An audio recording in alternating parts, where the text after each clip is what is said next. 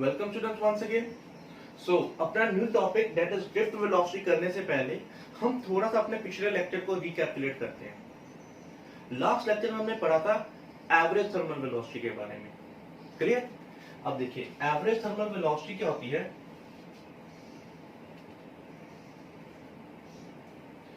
जो वेलोसिटी हमारे free electrons acquire करते हैं due to the temperature. Temperature की वजह से जो हमारे फ्री इलेक्ट्रॉन्स होते हैं दे एक्वायर सम वेलोसिटी, ठीक है, और उस वेलोसिटी को हम लोग बोल देते हैं थर्मल वेलोसिटी। क्लियर? और मैंने आपको लास्ट लेक्चर में बताया था कि वो जो थर्मल वेलोसिटी होती है उसका एवरेज जो होता है वो बहुत ही दैट इज 0। जब हम उन सारी वेलोसिटीज का एवरेज लेते हैं तो वो एवरेज कितना आता है? 0। क्लियर? बट यहां पर मैं एक और चीज आपको बताना चाहूंगा कि जो टेम्परेचर के कारण, जैसे ये एक इलेक्ट्रॉन है, इसकी वेलोसिटी मैं लेता हूं u1। अगर मैं इसकी वेलोसिटी की बात करूं so this electron has very high velocity. इसकी वेलोसिटी जो है इट इज अराउंड 10⁵ मीटर पर सेकेंड। इतनी वेलोसिटी होती है इसकी, 10⁵ 1005 इतनी ज्यादा हाई वेलोसिटी से ये मूव कर रहे हैं कंडक्टर के अंदर। लेकिन जब मैं इन सारे इलेक्ट्रॉन्स की वेलोसिटी का एवरेज लेता हूं वो एवरेज क्या आता है? 0। वो मैंने आपको लास्ट लेक्चर में भी बताया था, क्योंकि अगर एक इलेक्ट्रॉन इधर मूव कर रहा है, एक इलेक्ट्रॉन इधर मूव कर रहा है, तो वो एक दूसरे की वेलोसिटीज को क्या कर रहे हैं? कैंसिल आउट कर रहे हैं। क्लियर? तो जब वो वेलोसिटीज कैंसिल आउट हो रही हैं तो हमारे पास जो एवरेज आएगा उन सबका that will be 0। Clear? So ये तो थी thermal velocity, but now what is drift velocity? Drift velocity क्या होती है? क्लियर? सो इसको समझते हैं। देखिए ध्यान से समझना, इसको बहुत ही इंपॉर्टेंट टॉपिक है हमारे चैप्टर का। ये देखिए, अब मैं एक इलेक्ट्रॉन लेता हूं, ये मेरे पास एक इलेक्ट्रॉन है, ठीक है, ये इलेक्ट्रॉन इधर को मूव कर रहा है। क्लियर? जब ये इलेक्ट्रॉन इधर को मूव कर रहा है तो रास्ते में यहां पर एक आयन है। वो आयन कौन सा है? देखो, जब हमारा एटम में से एक इलेक्ट्रॉन बाहर चला गया और फ्री हो गया तो वो एटम क्या बन गया? आयन बन गया। क्लियर?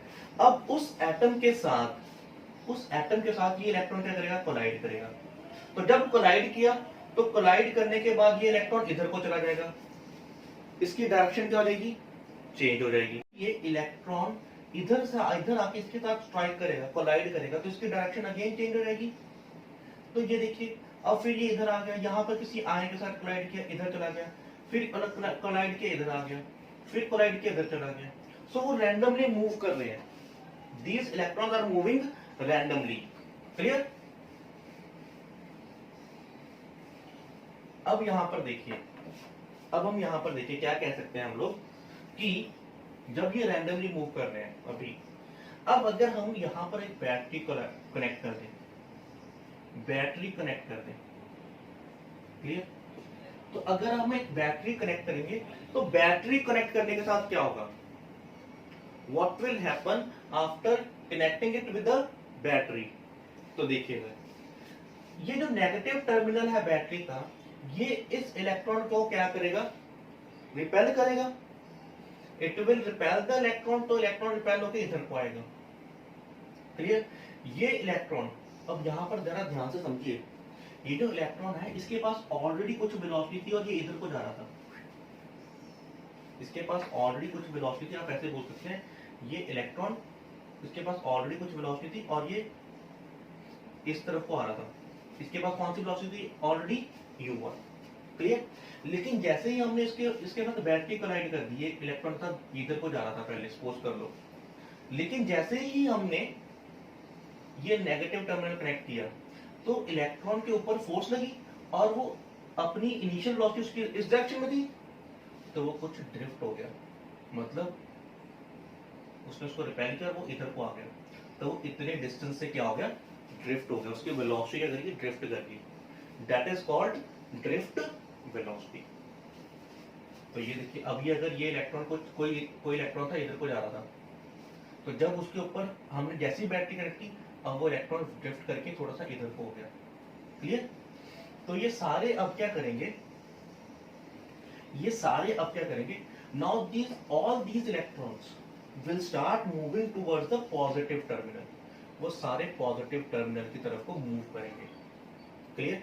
देखो इलेक्ट्रिक फील्ड किधर को है, पॉजिटिव टू नेगेटिव इस डायरेक्शन में, लेकिन जो इलेक्ट्रॉन्स हैं they are moving opposite to the electric field, वो इलेक्ट्रिक फील्ड के ऑपोजिट डायरेक्शन में मूव कर रहे हैं।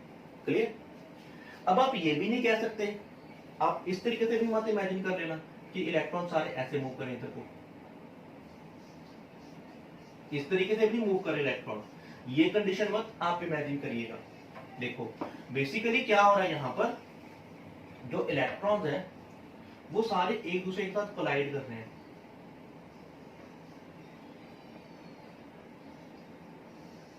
कोलिजन्स तो हो रही है, लेकिन फिर भी देखो अब कोई उधर नहीं जा रहा, सारे ऐसे आ रहे हैं,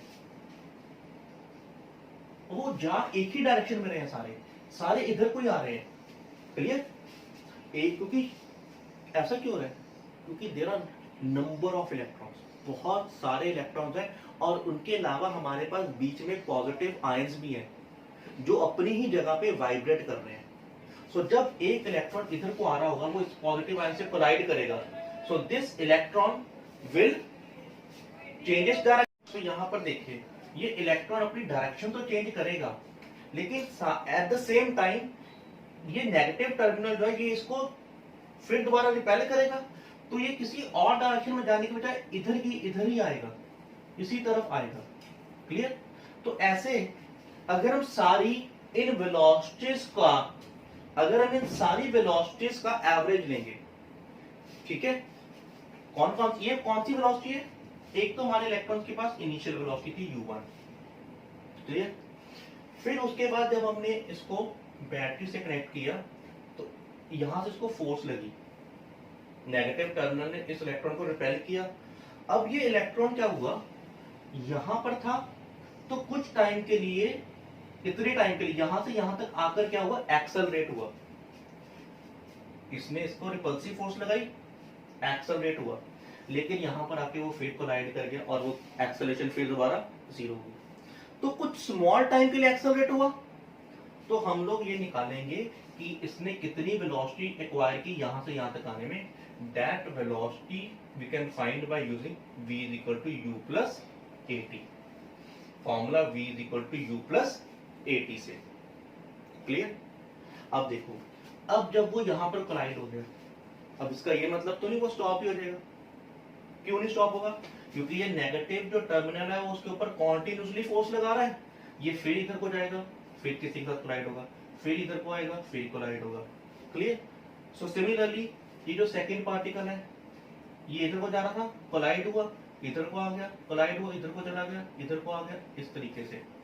तो जो हर एक इलेक्ट्रॉन है वो अपनी इनिशियल वेलोसिटी के अलावा बैटरी को कनेक्ट करने के बाद कुछ एक्स्ट्रा वेलोसिटी गेन कर लेंगे, और वो एक्स्ट्रा वेलोसिटी कितनी होगी, जितनी पहले थी प्लस 80। आपको याद होगा this is the equation of motion, first equation of motion, v is equal to u plus 80।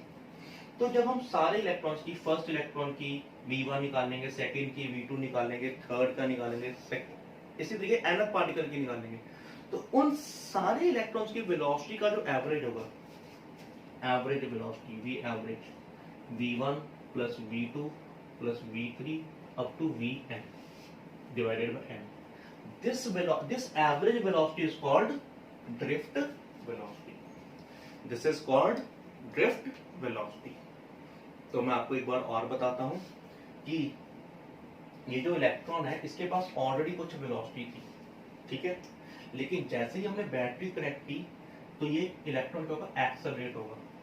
Accelerate क्यों होगा, क्योंकि उसके ऊपर फोर्स लग रही है, इलेक्ट्रोस्टैटिक, ये उसको ऊपर रिपेल करेगा, उसको फोर्स लगाएगा, तो वो क्या होगा, एक्सेलरेट होगा। लेकिन वो एक्सेलरेट सिर्फ थोड़े टाइम के लिए होगा, क्योंकि रास्ते में और भी बहुत सारे इलेक्ट्रॉन्स हैं। क्लियर? तो वो उनके साथ कोलाइड करेगा, फिर स्टॉप कर देगा, फिर एक्सेलरेट करेगा, फिर स्टॉप कर देगा। दोबारा एक्सेलरेट क्यों करेगा? क्योंकि ये नेगेटिव टर्मिनल बार बार उसको रिपेल करेगा और ये पॉजिटिव टर्मिनल बार बार उसको अपनी तरफ अट्रैक्ट करेगा। ठीक है, तो वो स्मॉल टाइम के लिए, तो यहां से लेके यहां तक जो उसने वेलोसिटी एक्वायर की, that is called v1। Similarly second particle की, थर्ड पार्टिकल की, तो उन सारे n पार्टिकल की जब हम इन वेलोसिटीज का एवरेज लेंगे, that is called drift velocity. Clear? अब हमें इस ड्रिफ्ट वेलोसिटी का एक्सप्रेशन निकालना है। तो देखिए अब हम एक्सप्रेशन कैसे फाइंड आउट करेंगे इसका। सो स्टूडेंट्स, आज हमने निकालना है expression for drift velocity. Clear? So ये देखिए अब हम किस तरीके से इसको डराइव करते हैं, ये डेरिवेशन बहुत ही इंपॉर्टेंट है। Clear? So let we will consider let u1 u2 u3 and up to un be the thermal velocities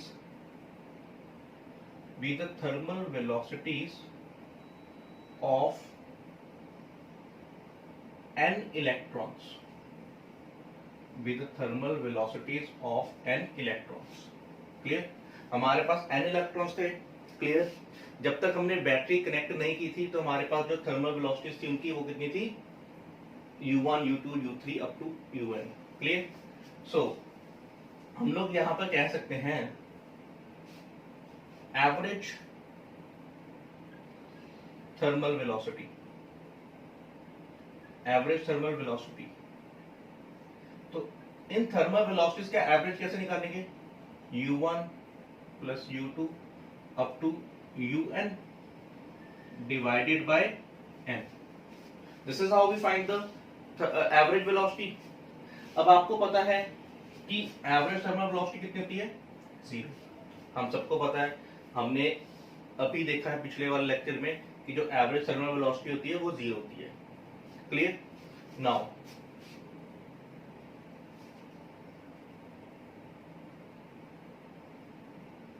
अगर हम एक कंडक्टर सपोज करते हैं, clear? Now what will happen if we will apply a potential difference of v volts across the ends of the conductor. अगर हम conductor के ends में एक पोटेंशियल डिफरेंस अप्लाई कर दें तो ये होगी इलेक्ट्रिक फील्ड की direction. Clear? Now we know each electron will experience force and it will start drifting toward the positive terminal of the battery। they will start drifting towards the positive terminal of the battery। clear? so हम यहां पे लिख देंगे let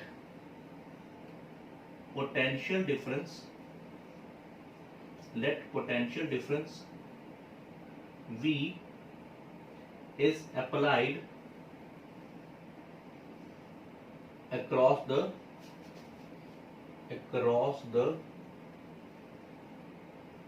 ends of the conductor। clear? so let potential difference V is applied across the ends of the conductor। so ये देखिए अब ये जो इलेक्ट्रॉन्स हैं they are placed in an electric field. यहाँ पे हमने क्या किया, पोटेंशियल डिफरेंस अप्लाई कर दिया। So each electron will experience force. So हमने लिखा है, so now we can say each electron will experience force F। clear? so अब हमें देखना है कि how much force they will experience। so ये देखिए अब हमें वो फोर्स निकालनी है। so we can write here F is equals to, we know that force is equal to, अगर हम किसी भी इलेक्ट्रॉन को एक इलेक्ट्रिक फील्ड में रखेंगे तो फोर्स एक्सपीरियंस कितनी थी, Q into E। clear? now since the charge on electron is E we will consider only magnitude।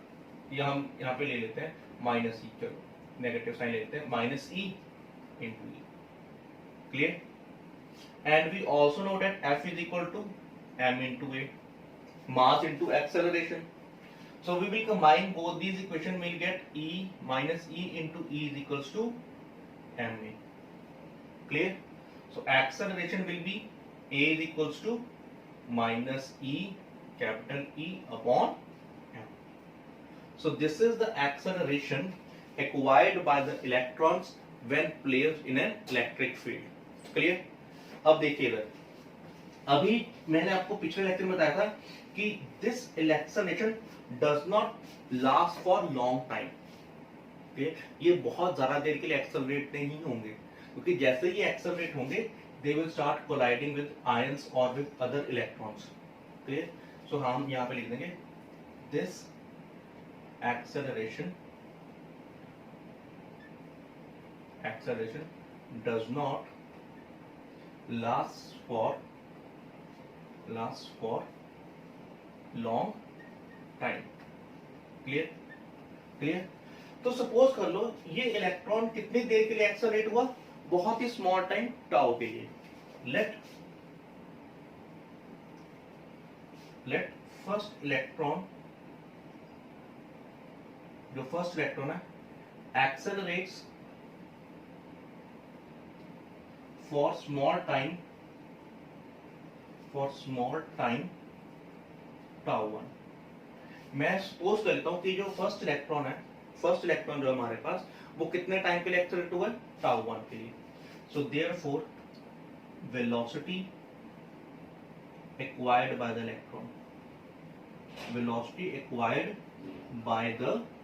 electron, तो ये जो इलेक्ट्रॉन है ये कितनी वेलोसिटी एक्वायर कर लेगा. क्लियर? तो उसको मैं मान लेता हूं v1. क्लियर? अब ध्यान रखिए ये इलेक्ट्रॉन, इसके पास ऑलरेडी कुछ ना कुछ इनिशियल वेलोसिटी थी, and that is u1. So we can write here velocity acquired will be u1 plus वो accelerate हुआ है for tau 1 time. So this is the velocity acquired by the first electron. Similarly, velocity acquired by second electron will be u2 plus a into tau 2. Up to we can write vn, velocity acquired by nth electron is equal to a into tau n. यहां पे आएगा un. सो यहां पर एक चीज का जरूर ध्यान रखिएगा कि यहां पर हम एक्सेलरेशन सेम ले रहे हैं, क्योंकि एक्सेलरेशन किस पे डिपेंड करिए, मास पे, और इलेक्ट्रॉन का मास क्या है, सेम. क्लियर? सो एक्सेलरेशन सबकी सेम है. क्लियर? सो अब अगर हमें ड्रिफ्ट वेलोसिटी निकालनी है, अब हम यहाँ पे ड्रिफ्ट वेलोसिटी को डिफाइन करते हैं. ड्रिफ्ट वेलोसिटी को डिफाइन करेंगे तो ड्रिफ्ट वेलोसिटी क्या आएगी, average velocity acquired by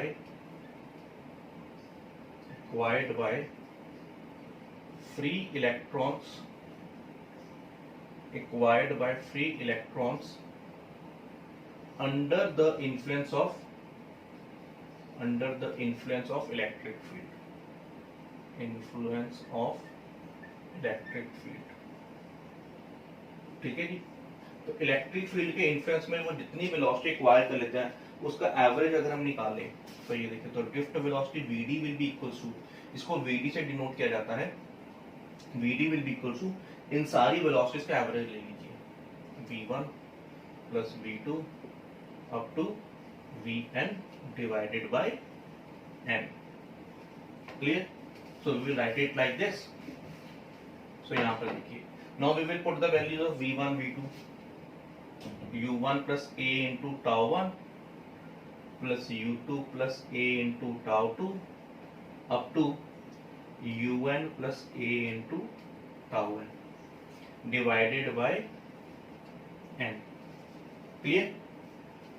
अब इस इक्वेशन को हम लोग ऐसे लिख सकते हैं, सारे u की टर्म्स को एक बार लिख लो पहले, u1 plus u2 plus u2 u3 up to un plus a tau 1, a tau 2, a up to tau n divided by n. इनको हम लोग इस तरीके से भी लिख सकते हैं ना, और इसको अगर हम स्प्लिट कर दें, so we can also write it like this, u1 plus u2 up to un divided by n plus a. इसमें से a को कॉमन ले लीजिए, क्या आ जाएगा, tau 1 plus tau 2 up to tau n divided by n. Clear? अब as we know, this is the average thermal velocity, so this is 0 सो क्या आ जाएगा हमारे पास ए टाउ। क्लियर? इस पूरी टर्म को हम लिख देते हैं tau, where tau is the average, याद रखिए average relaxation time. Tau is the average relaxation time. Clear? What is this average relaxation time? हम टाउ को कैसे डिफाइन करते हैं? वेरी वेरी इंपॉर्टेंट, क्योंकि हमने आगे इसको यूज करना है। This is the time between two successive collisions। Time between two successive collisions.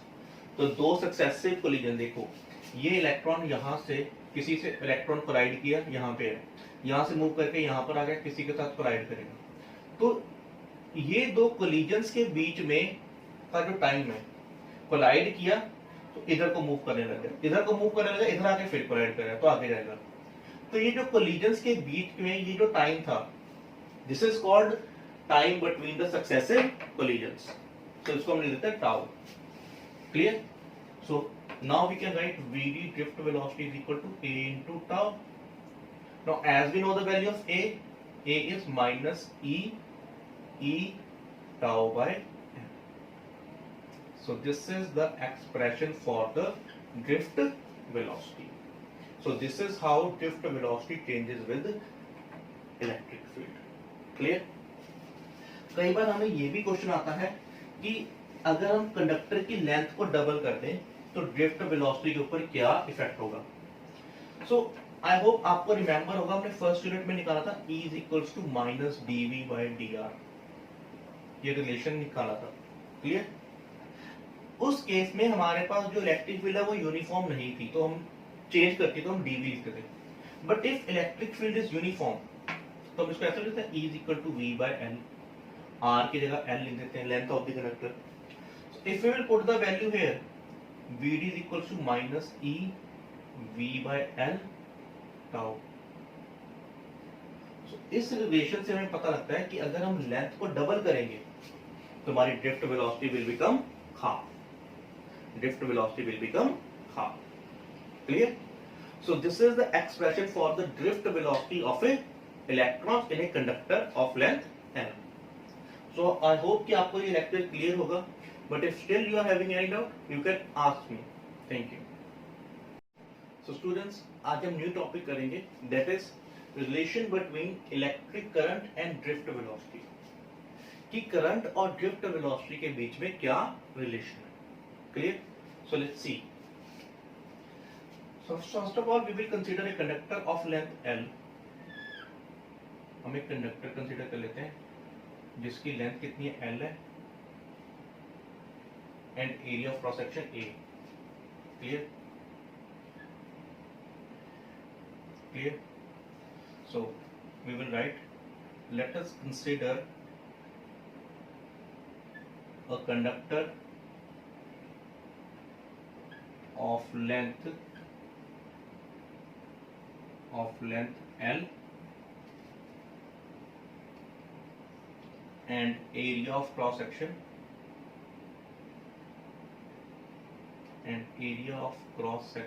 A। Clear? हमने एक कंडक्टर कंसीडर किया जिसकी लेंथ L है और area of cross section A है। Clear? Let n be the number density of electrons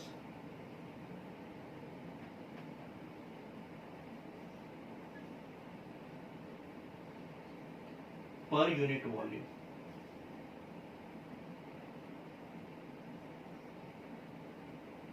suppose कर लेते हैं हमारे पास एक यूनिट वॉल्यूम में कितने नंबर हैं इलेक्ट्रॉन्स के, कितनी नंबर डेंसिटी है। Let n be the number of electrons लिख देते हैं यहाँ पे नंबर डेंसिटी जगह, let n be the number of electrons, let n be the number of electrons per unit volume. Clear? तो एक यूनिट वॉल्यूम में नंबर ऑफ इलेक्ट्रॉन्स कितने हैं, स्मॉल n। तो अगर मैं आपसे पूछूं, क्वेश्चन पूछूं, number of electrons in a conductor, in a conductor. अब देखिए, एक यूनिट वॉल्यूम में अगर नंबर ऑफ इलेक्ट्रॉन्स है स्मॉल है, तो पूरा वॉल्यूम कितना होगा इसका, V। तो V वॉल्यूम में कितने होंगे, N इंटू V। एक यूनिट वॉल्यूम में N है, तो पूरे V वॉल्यूम में कितने होंगे, N इंटू V। और हमें पता है वॉल्यूम का फॉर्मूला क्या होगा, area into length, clear. So this is the total number of electrons in a conductor. अब अगर हमें पता है charge on one electron is E, अगर हम मैग्नीट्यूड सिर्फ कंसीडर कर रहे हैं, साइन कंसीडर नहीं कर रहे, एक इलेक्ट्रॉन के ऊपर चार्ज कितना है, E है, और हमारे पास हमारे कंडक्टर में कितने कितने इलेक्ट्रॉन्स हैं, NaN, clear. So we can say therefore charge on conductor, तो हमारे कंडक्टर के ऊपर कितना चार्ज होगा, answer will be NeA into N, ठीक है। तो नंबर ऑफ इलेक्ट्रॉन्स को हमने 4 से मल्टीप्लाई कर दिया, तो हमारे पास चार्ज आएगा charge on a conductor, clear. So ये देखिए,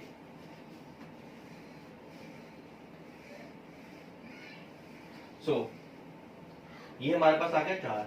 now as we know electric current is equals to electric current I is equal to Q by T, Q by T होता है। Now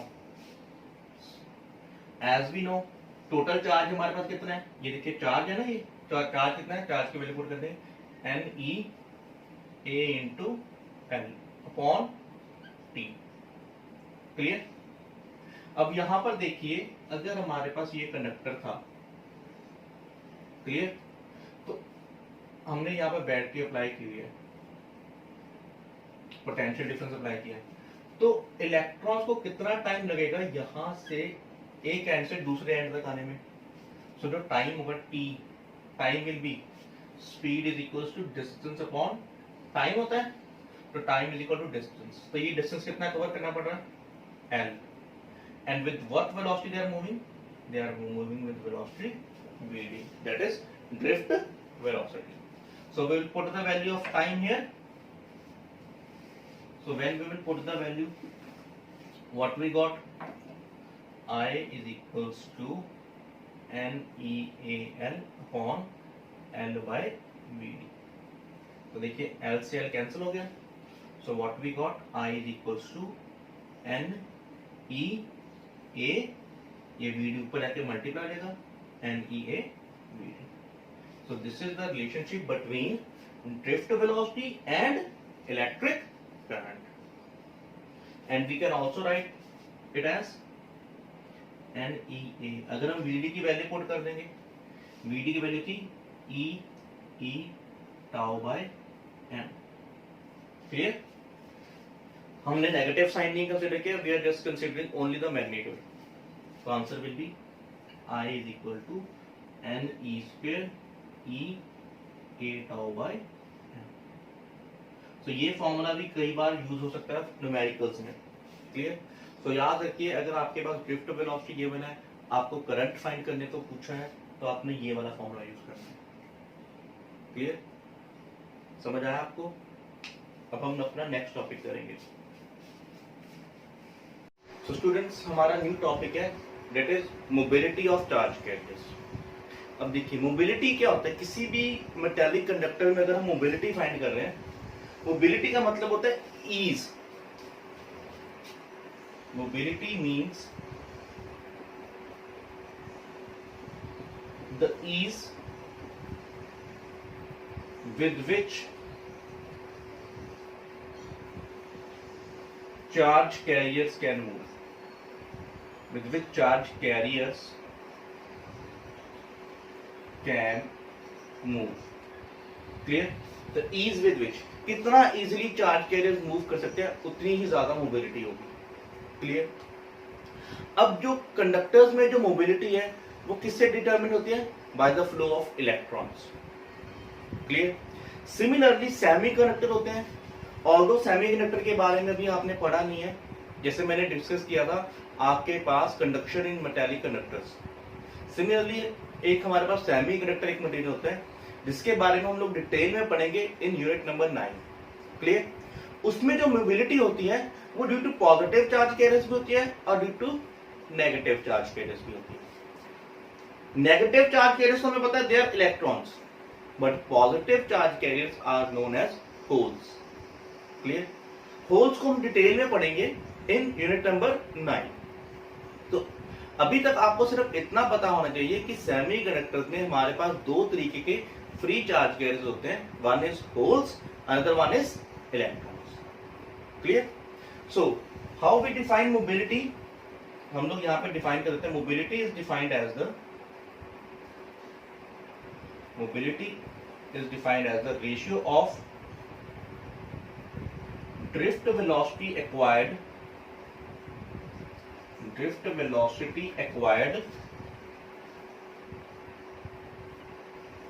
per unit electric field. Drift velocity acquired per unit electric field. Clear? So this ratio of drift velocity acquired per unit electric field is nothing but this is the mobility. और mobility को हम लोग denote करते हैं with letter mu. So mu is equals to Vd upon electric field. Clear? This is the formula for the drift velocity, sorry for mobility. अगर हम SI units की बात करें, SI units, now we know that the SI units of drift velocity is metre per second and electric field, आपको पता है हमने electric field को लिखते हैं V/L। क्लियर?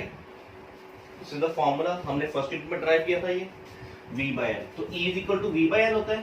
तो ये देखिए अब V क्या होता है? पोटेंशियल यूनिट्स होते हैं वोल्ट्स और लेंथ इज मीटर। क्लियर? तो ये आंसर आ जाएगा volt, we can write it like this, per volt metre square per second, per volt metre square per second. So this is the SI units of mobility. Clear? So हम लोग इस तरीके से भी लिख सकते हैं, I इज इक्वल्स टू, देखिए NEA VD होता है हमारे पास, I is equals to NEA VD। अब इसको म्यू की फॉर्म में कैसे लिखा जाता है? Let's see. देखो अगर हम यहां पर Vd की वैल्यू पुट करते हैं, Vd की वैल्यू, तो म्यू इज इक्वल टू क्या आएगा?